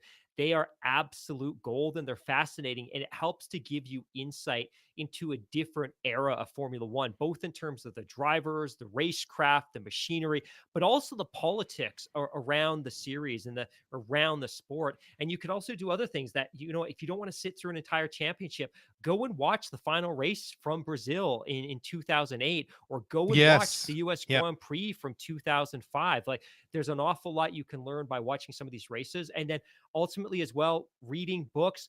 But to me, one of my favorite things to do is I spend a lot of time on Wikipedia, and I actually go and Mhm. I print out the championship tables for every single season, and I have a binder so I can just flip through it. And it's kind of like a slideshow for me. Like, I like to go through and, like, I want to look at the progression of Kimi Raikkonen's career year over year, team by team by team. And I feel like I learn a lot. And then I'll see a moment like, I want to learn more about this. I'm going to go and get the F1 TV Pro app. But there are so many tools available that weren't available previously. But I would say start with getting the F1 TV Pro app. And then there's a Mhm. handful of books, which we'll get to in a minute because another listener asks, but grab some of those books as well. But great question. Yeah, another race that I would suggest going to watch is Japanese Grand Prix '88, Suzuka, the infamous coming Good together one. of Senna and Prost. I mean, we could sit here probably for 10 minutes and just rattle off stuff like that. So, F1 TV Pro, like I say, if it's in your price bracket, definitely give that a long, hard think about that. Or actually, as Hammy said, it's a bit of a no-brainer.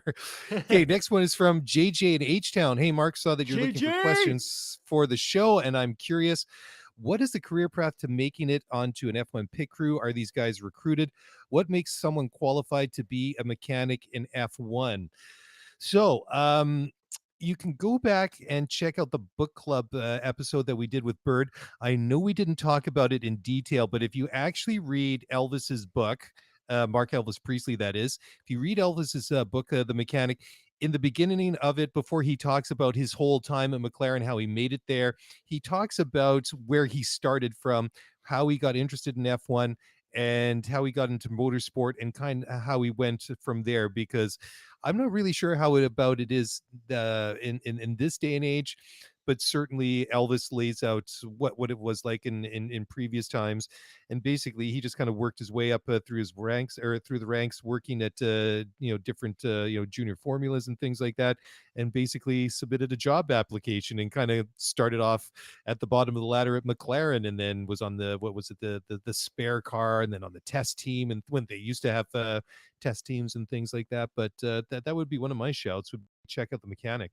I think it's an awful lot easier if you live in Europe and you're based in Italy, Oh or you're yeah. based in the UK and Motorsports Great Valley, call. where a Yeah. lot of, not even just the F1 teams are based, but where a lot of the junior Formula 4, Formula 3, Formula 2 teams are based. But as Mark Priestley described, he basically started getting his reps with a really small, kind of minor league professional racing team and one of the lower formula, but he was able to get his reps. And when you're on these smaller teams, you're not particularly specialized. You're doing a little bit of everything because there may only be a couple of you on the Yes. crew. Yep. And Yep. as you advance up through the racing series, again, it's up to you. You build a reputation, you start applying, you get a job, you become more specialized, more specialized, and more specialized until you feel that you're in a place where you could actually now start applying for jobs in Formula One. And then you go in, you've got this resume. Here's the teams I've worked with. Here's the skill sets that I've developed. Here's the drivers that I've worked with. And you can present that to them, because that's effectively what he did. There isn't necessarily a development ladder for mechanics. And I think part of it is just getting those reps and being successful. But at some point, I think it really also helps just to know somebody to get your foot in the door for an interview. But go back to that podcast. Go back to the book club podcast if you haven't heard it. Yeah. And this really segues nicely into the next one from Ryan Brinkley at Ryan Brinkley 85. How about the top 5 F1 books to read? Cheeky fellow, that's show fodder, my friend. Yeah. Yep. And Yep. I know I beat a little bit kind of condescending here, but not really, because we're going to do we did that one.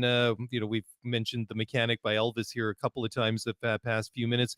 That would be on my list, and we're going to get together and do more with Bird over the weeks and months ahead. And we got some good ones coming up, and we can't wait to break those down and share them with you guys. Yeah, the only thing I would add to that is we've already done The Mechanic. That was the first Yep. book club episode we've done. If you haven't read that one, it's brilliant because it So describes good. exactly what we So were good. just talking about is a young mechanic breaking into Formula 1, but he was also with a team when they should have been and were winning championships, but also at a time when the team was embroiled in one of the biggest scandals in the history of Formula 1. It Mm. it intersects his story, his journey intersects with some very interesting moments. So I would argue you pick that one up. It's super accessible. It's super readable. The paperback's awfully cheap. Start there. Just start there. I think it's a really great starting place. And just to kind of go back about that one, I really rode the roller coaster on that one. I really just the way that Elvis wrote that book, just the way that it's narrated, I thought was so clever, because I really felt like I was living along through each one of these moments. And that Spygate thing, when he talks about how they were in the minibus going from the track at Spa, and then getting a phone call basically tell them to do a 180 and do a U-turn, head back to the track because the news was going to come down, and they're on their phones trying to figure out what was coming out, these sort of conflicting reports. That was very, very well told. I thought that was really, really excellent. Okay, next one, Janice at Jco1145.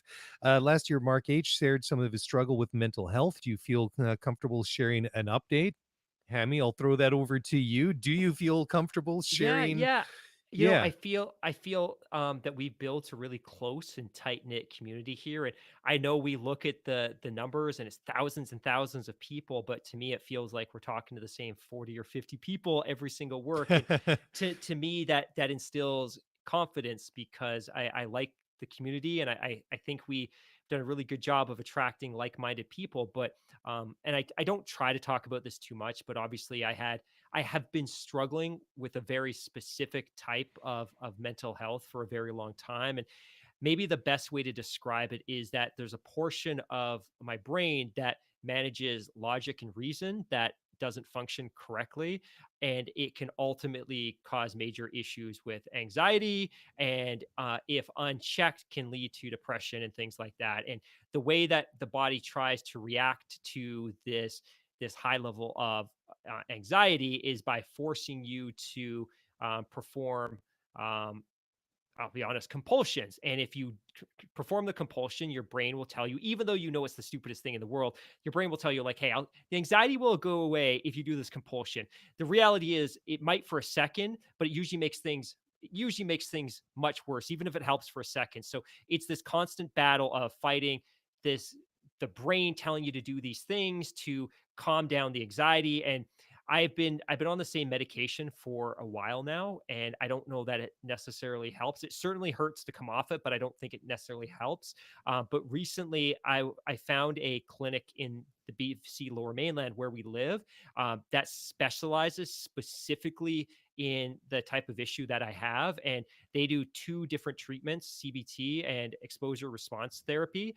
And when I've done therapy in the past, it's just talk therapy, and it's just let's spend hundreds of dollars of your money and hours of your time talking about you as a child and what you did as a child, and that's not helpful. Like Yeah. I Yeah. know scientifically what's wrong with my brain. I need to develop a skill set to help combat I need to develop a skill set that helps combat the moments where these issues happen. So thank you so much for reaching out. And again, the reason I want to talk about this openly is because even if one person at home is listening and they've been struggling with mental health, and it encourages them to reach out to a doctor, to reach out to a counselor, to reach out to their family doctor, do it, because I'll be honest, I struggled with this for my entire life.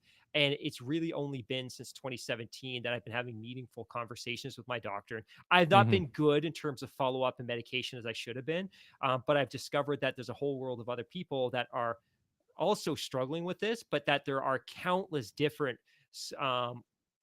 opportunities and ways to address or lessen the impact. So I'm excited. I can't wait to start the exposure response therapy and the CBT. So that's going to be hopefully in the next couple of months. There's a bit of a waiting list, but yeah, hopefully it'll go from there. And I'll be honest, part of, and I didn't say this off the top, but one of the reasons that I haven't been as diligent with the Sunday race reviews is usually the mornings are the absolute worst. That you have a good night's sleep, you wake up, and the first thing that hits your body like a tidal wave is the anxiety and the stress, and all of it just comes back to you. And on those Sunday mornings, like the last thing I want to do is watch a race, let alone record a podcast. So Mhm. usually that's when you guys, I'm just not feeling it today.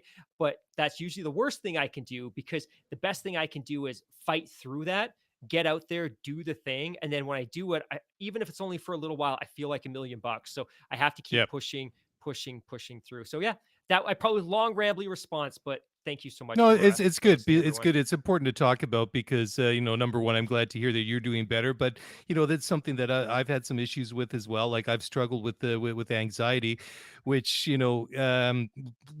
I found out it was basically tied back to an incident I had at work about 10 years ago, flying into a remote project in bad weather with an extremely irresponsible and a bit of an a-hole of a pilot who almost put the plane into a side of a mountain, and all the the stress and everything after that. And then I didn't realize it was all kind of like tied together. I mean, fortunately, I was able, I started having anxiety afterwards, kind of like as the after effect of all that, and then having to sort through that with my doctor. And I Wow. didn't really realize it at the time.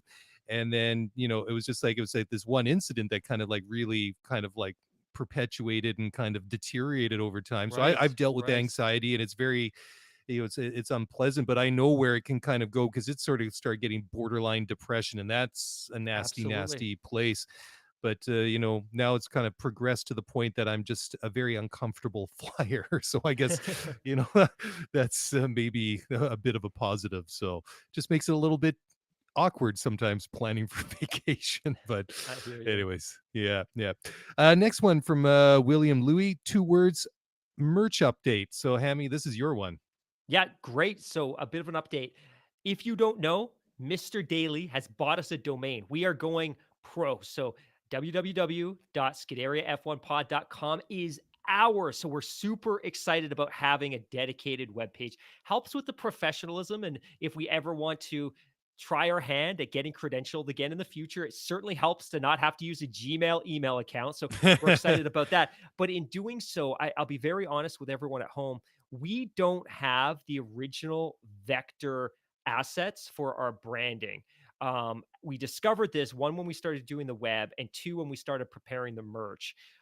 So if there's anyone at home that has a really great portfolio of digital imaging work, and you'd like to reach out, please slide into our DMs. It would be very, very, very light work. I think I just need to be able to replicate the existing logo in a couple of different colors and just make sure it's a scalable vector image. But if anyone wants to reach out and help, that will help kind of catapult the website into production, but also help catapult the merch into production. So we have a merch house ready to go. They're just waiting on the files. We're going to do 2 different versions of the hoodie. They're going to be champion templates, so a really high quality, heavy stock champion templates with a champion logo embroidered on I think the left sleeve or the right sleeve, I can't remember. We're going to have an embroidered maple leaf. The logo is going to be embroidered across the chest, and on the back, in silk screen, we're going to have it written "Always up to speed with Formula One." So exciting. They'll be in black and gold. They'll also be in dark blue and white, and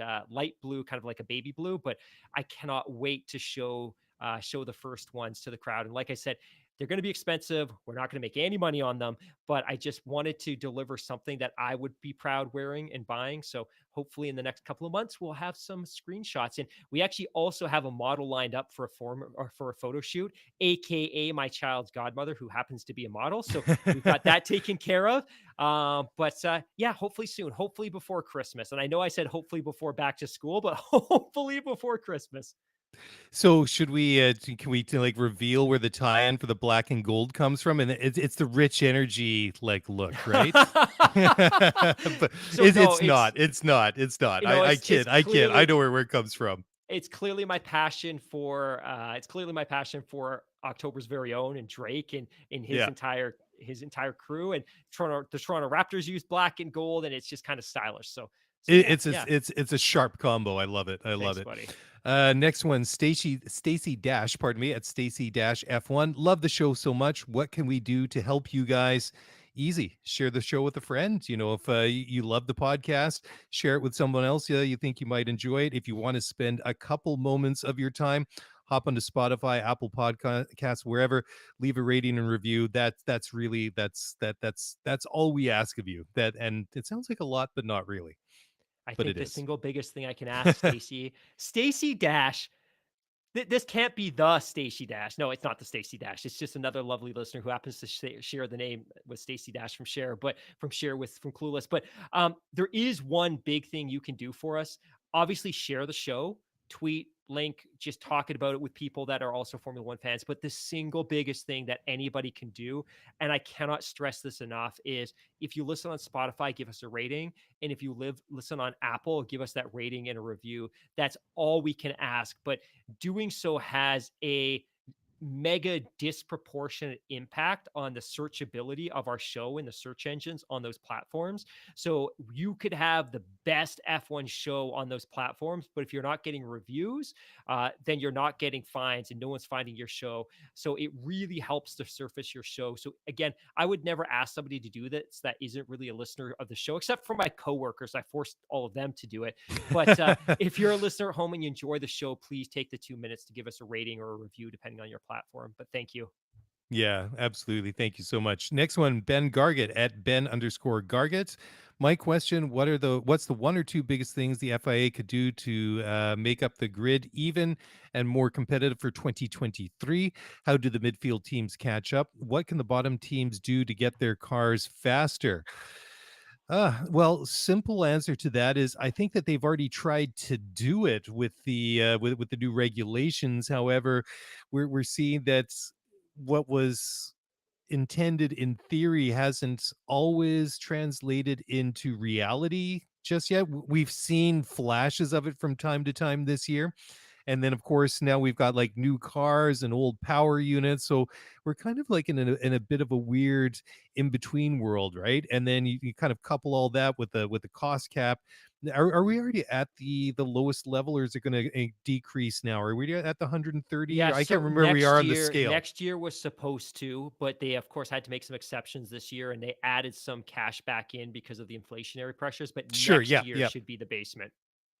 Yeah, so that's right. So I think they're doing it. Whether or not it's working, I guess that's more of the discussion. I mean, it was a radical shift to these new cars, and let's not forget these cars were delayed a year because of COVID. I mean, had there Right. been no pandemic, we would be year two into these new regulations. But on since COVID just happened to come along when it did, and they postponed it for a year, so they basically had an extra year to to try and design and build these cars. But really, they had no real knowledge to of what they were going to expect these cars to do when they until they hit the tracks for preseason testing.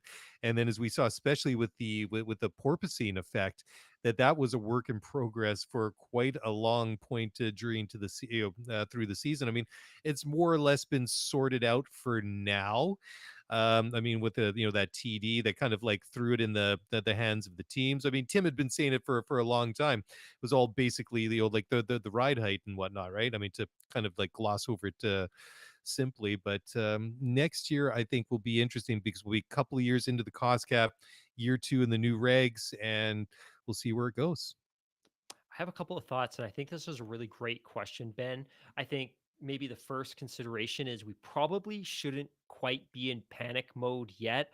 I think we came in and we all predicted, Mark, you and I predicted that some team was going to get it right, and it just happened to be the reigning champion in Red Bull, who just happened to have the best power unit in the sport at the moment. So Yeah. they've won two titles that they clearly deserve. But I think we have to look for the positive this year. And one of the things that we have seen is that it's easier to follow. It's easier to follow closely. But in terms of what the FIA can do and what Formula One can do, I think there are some really obvious things that people aren't talking about enough. And one of them is the fact that we have Formula One teams in the championship right now: Sauber, Williams, and Haas, who are not even spending to the cost cap, which is appalling. We now live in a world where there is an instituted cost cap. And if you are a Formula One team and you are privileged enough to be a part of this championship, you should be penalized for every dollar you spend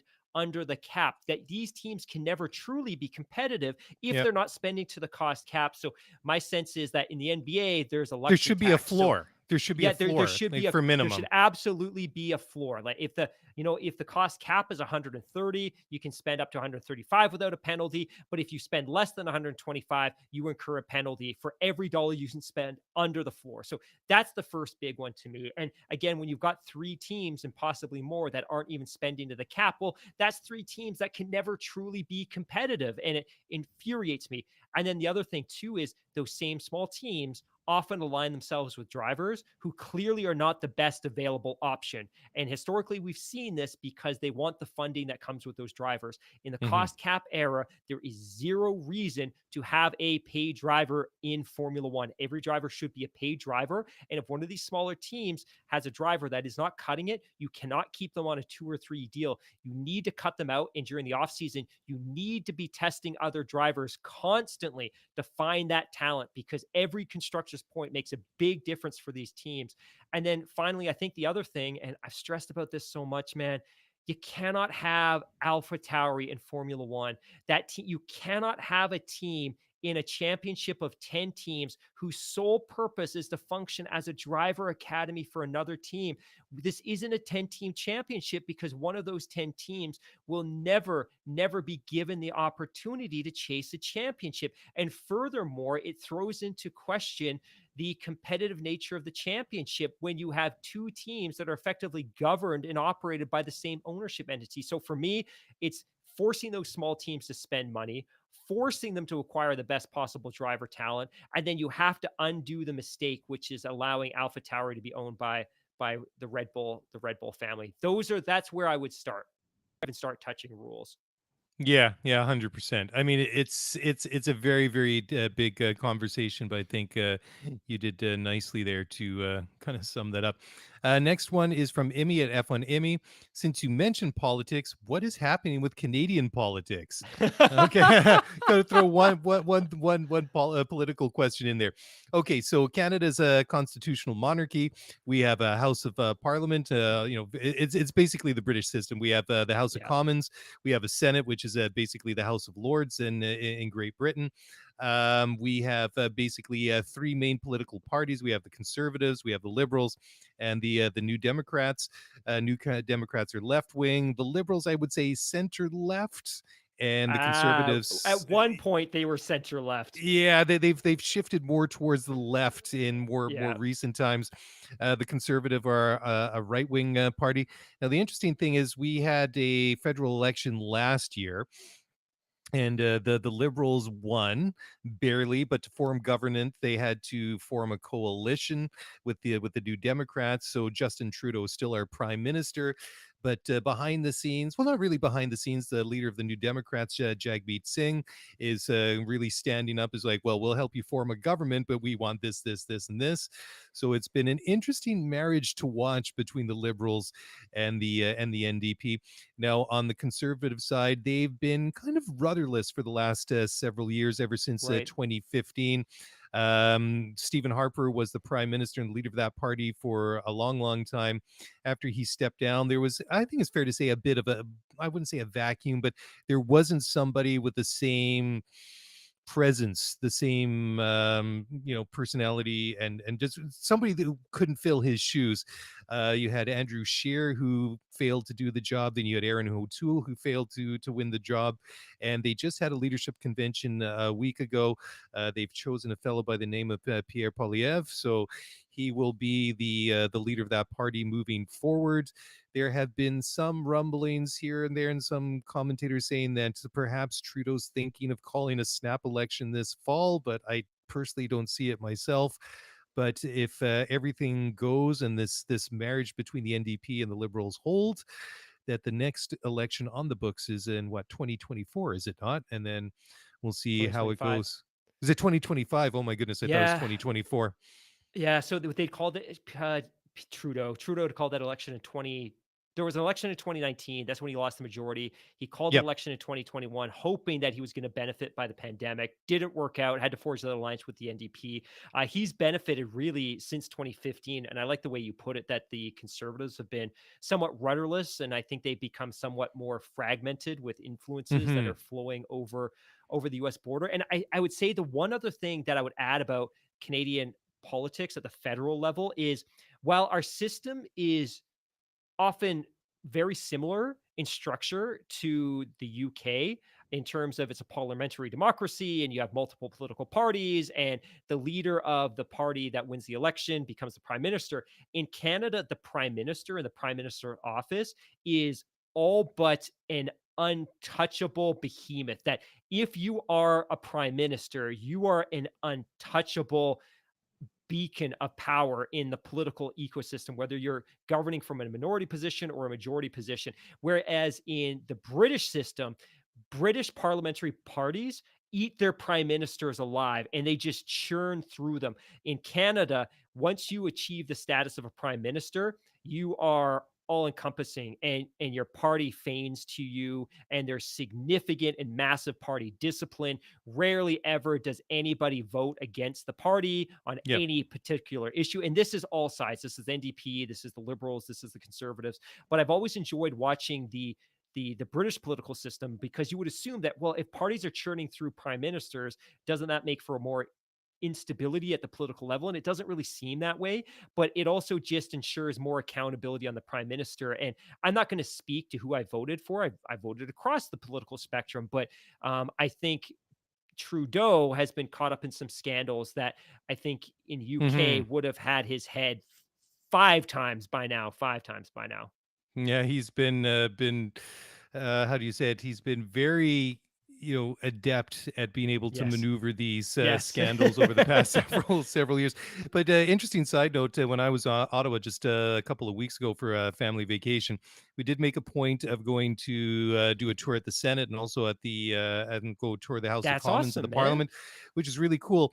The only thing that was disappointing is that Center Block and East Block, which Center Block is the traditional home of the House of Parliament, the House of Commons, that is undergoing a ridiculously massive renovation that is going to run for at least 10 years due to the age of the building and a lot of the restoration that needs to be done. So that's temporarily being housed in the West Block. So we went and did the tour around there. And then the East Block is the traditional home of the Senate, but they're just a couple of blocks away at the old train station, which used to be a convention center. But very, very interesting, very inspiring to go and see the heart of democracy in our country, and very, very cool to see. But it is quite the going to Parliament Hill is quite the experience. It's cool to see it up close, especially when you Cool, live man. all the way out here at the fringes of the country on the West Coast. It's kind of cool to go and see it in real life. So let's close it up now. We'll finish up strong, hopefully, with a couple more F1 questions from Milan Vantaggio at Milan Jar, Jarr. How difficult is it for F1 to organize their schedule so that, for example, all of the races in North America can be run during the same month? And it seems like they are zagging all over the place. Can they be more efficient with the schedule? You and I, we've talked about this at times in the past. I mean, if you look at the schedule for next year, and I realize it's provisional. We touched on it briefly on the Thursday show. It's it's jumping all over the place. You're in Europe, then you're coming back to Montreal, then back to Europe, and then you're going to Miami, and then you're really jumping all over the place. I mean, they've made this commitment to being carbon neutral by 2030. You have to think with all this continent hopping that they're doing, just from one point alone doesn't really help their carbon footprint. But more to the point of Millen's tweet, it's not very efficient either. And I know it has a lot to do with other things and other agreements they have in place, but could they be more efficient? Could they have more like regional championships? That's or not regional championships, but regional flavors, like a North and South American, an Asian, a Middle Eastern, a European. That's something that we've kind of we've tossed it around at times over the past couple of years. You got anything else to add to that, Mark? I would love to have on somebody from Liberty who's actually responsible for putting together the championship because I have countless questions. But I think you and I could sit down. I think our listeners can sit down at home and they could Yeah. probably write up a great schedule that chops thousands of kilometers of travel off the calendar. It keeps it regionalized. But I think that there's a ton of politicking at play here. And I think if you look at North America, Montreal never wants to be back to back with Miami, and Miami would never want to be back to back with Montreal, right? Like you want the focus, you want the focus of motorsports and Formula One to be on your city for a certain period of time. And Yep. when you're talking about multiple races in North America, if you had Miami and Montreal and Austin and Vegas back to back to back to back, well, does that dilute any of these events? Do they become less special? And at the same time, all four of these races now are going to be competing for sponsors because they're going to accumulate some amount of ticket revenue. It might be more competitive when you're going up against four races within 6 weeks. But the other thing you have to compete for is sponsorship dollars. The other thing you have to consider as well is that oftentimes these tracks are only available during very limited times each year, and Montreal is a perfect example of that circuit can only be used for professional racing twice a year in very narrow windows. That's it. And then you also have to consider whether that if you are going to bring the North American races together, when do you do that? Is it the spring to accommodate Vegas and to accommodate Miami? Because it's not going to work June or July for those races. And if you bring it to April, May, well, that's not necessarily going to work for Austin. It's definitely not going to work for Montreal. Do you shift it to the fall, but then all of a sudden it doesn't work for Austin and it sure as heck doesn't work for Montreal? It's a real challenge. And then you have other races on the calendar that pay a fee specifically to secure a certain date. We all know that there's this competition between Bahrain right now in Australia. They pay primo dollar to Hmm. alternate as the opening race of the season. And we know Yas Marina pays premium dollars specifically to be the final race of the season. So when somebody sits down to write the schedule, there's countless things to contend with. They can put a beautiful regionalized calendar together. But once you start getting into the economics of the sport and the politicking of the sport, there's 1,000 other forces at play to contend Yeah. with. Now, and I'm just Yeah. spewing off cliches because we've been going an hour 45. So I apologize. No, you make some good points. I mean, and of course, like you say, some races and some locales just don't work at certain times of the year. So, whoever does that job putting the schedule together, I don't envy them because I think it's probably one of the tougher jobs there is to Yeah. try and come up with something that works and something that works for everyone or works for most people.